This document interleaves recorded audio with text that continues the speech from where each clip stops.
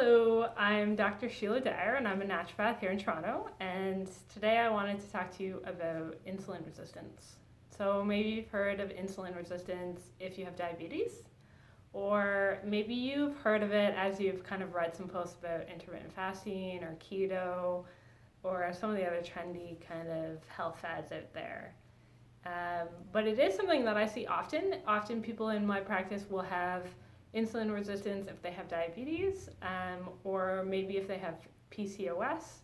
But it is something that comes up often, and it is something that I love to treat, so I thought I'd share a little bit more about it here in this video. So what's insulin? Let's start there. Insulin is a hormone that's released by the pancreas, and it's what helps you get your blood sugar out of the blood and into the cells. So you eat a big meal, a huge rise in blood sugar. Insulin is the signal for your blood sugar to kind of get into the cells, and therefore you can use it and create energy. So insulin signal blood sugar into the cells. So then what is insulin resistance? So insulin resistance is when your cells kind of no longer respond to that signal. So your cells kind of are just like, no, I've heard it 1,000 times before, insulin, like I'm just not going to listen to you. And blood sugar can't get into the cells. So if your cells are resistant to that signal, they're no longer answering, then what you end up with is you actually end up with a lot of blood sugar kind of in the bloodstream, as well as insulin, because insulin is still pumping it. You actually pump out more insulin in order to kind of get that signal across. So you end up with high blood sugar and high insulin, which are both things that you can test and look at in your lab work. And either your naturopath or your family doctor will kind of look at a couple different markers, and we can actually look at how you may be sensitive to insulin. So we've talked about what it is. What does it look like?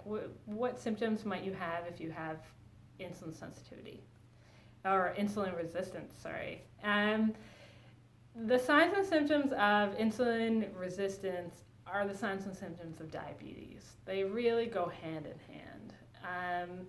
So some of the symptoms, like the 3 cardinal symptoms of diabetes, is you're always hungry, bottomless pit, never satisfied, always thirsty.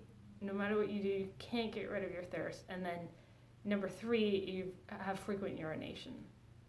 So those are the top 3 kind of known symptoms of diabetes or uncontrolled diabetes. And then some of the more kind of advanced symptoms, if you've had uncontrolled diabetes for a long time, then you might see things like improper wound healing, like your wounds they're not healing. You might be prone to infections, you might be tired all the time. And then you also might have pins and needles sensations kind of in your feet or in your hands, but kind of mostly in the feet is where we see it. But I wouldn't tend to see those unless somebody has pretty uncontrolled diabetes and they've had it for a while. So those are kind of the symptoms. How did you get insulin resistance, right? What causes it? And again, just like the symptoms are the same as diabetes, kind of you run into the same causes as well. So kind of poor eating, unhealthy habits like eating lots of processed food, lots of sugar, and then you couple that with kind of inactivity, so that sedentary lifestyle that we talked about. Those are some pretty main drivers in how we get to insulin resistance. But then some of the lesser known one would be an unhealthy microbiome. So microbiome is just a fancy term that talks about all the different bacteria species that live inside your gut. And a really robust and diverse microbiome is linked to lots of different healthy, lots of different ways in which it benefits our health. And the research here is kind of exploding, and so it probably deserves its whole separate video to talk about microbiome. But if you have a healthy microbiome, you do tend to see benefits in terms of how you respond to insulin as well. And then another cause is if you have kind of a lot of fatty acids circulating in your system, which is really just a circuit marker of kind of that unhealthy diet that we were talking about. And then lastly, you might have lots of inflammation, and that could be also driving, like inflammation, oxidative stress. Some of these things can also be driving you towards insulin resistance. So you have insulin resistance. What do you do about it? Hopefully you watch this video. And then also hopefully you speak with a naturopath, somebody who can really help guide you. There's so many voices out there's so many opinions, and at least my approach is really not fancy. Like, there's nothing fancy about this. It's really just, let's do the hard work and hit the ground running. So what do you do about it? What are the naturopathic treatments for insulin resistance? Number one, eat your vegetables. Like, it sounds so simple, and it is, and it isn't, right? We all know this. We've known it since we were kids, and yet we kind of miss the mark often. So you need to be eating probably 8 to 10 servings of vegetables a day, which is kind of blows my patients' minds. And then eating a diverse range of different colors. You want all the different antioxidants, and you get a little bit of different plant compounds from different colors. So eat the rainbow also sounds really simple, and like we learned it in kindergarten, still appropriate. It's very true. And then fruits and vegetables, I always put a caveat that you can't actually just eat 10 servings of fruit. Your body will not thank you for that experience. So I would say to eat 2 vegetables for every 1 fruit, right? 2 to 1 ratio, and then you're getting all the diversity that you're kind of looking for. So the second thing that you can do to help reverse kind of insulin resistance is fiber. And fiber, there's soluble, insoluble. You don't really need to know any of that. Some of the really good sources of fiber are kind of lots of vegetables, flax seeds, and then also things like apples, oatmeal, and then legumes. So things like lentils, chickpeas, all of that good stuff. Those are really good sources of soluble fiber that can help with insulin resistance, but they also help with making you feel full. They really help bring down your appetite. And then they have a nice side benefit of helping you reduce cholesterol. So all around, eating more fiber, it's pretty good for you.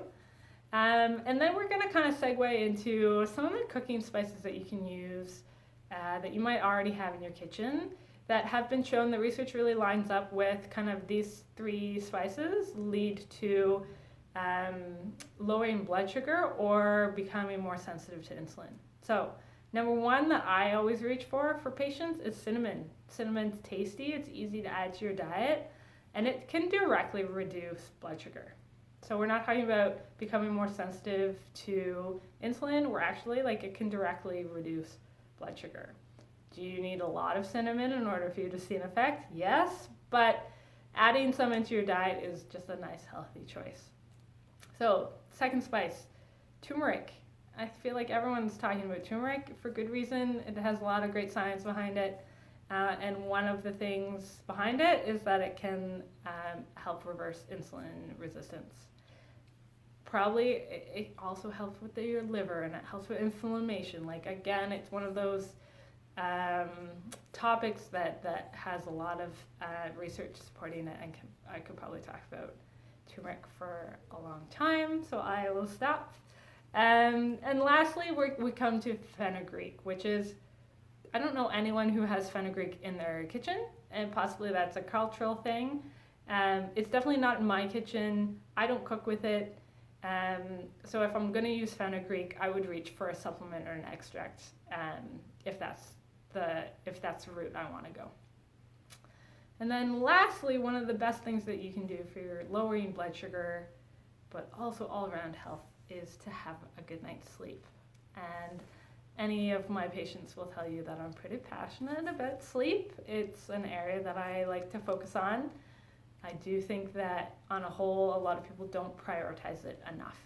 But we all know that if you don't get a good night's sleep, then you're kind of crashing the next day, and then you reach for the chocolate, reach for the sugar, reach for the coffee. So it's almost like it's an indirect thing, but having a good night's sleep helps you keep to some of the healthy eating habits that in turn help you reverse some of your insulin resistance. So I'm going to leave it there for today, but if you have any questions, you can always reach out. My email is in my website. My website is in the comments. But I hope that you learned something, and I hope to hear from you. Okay, bye for now.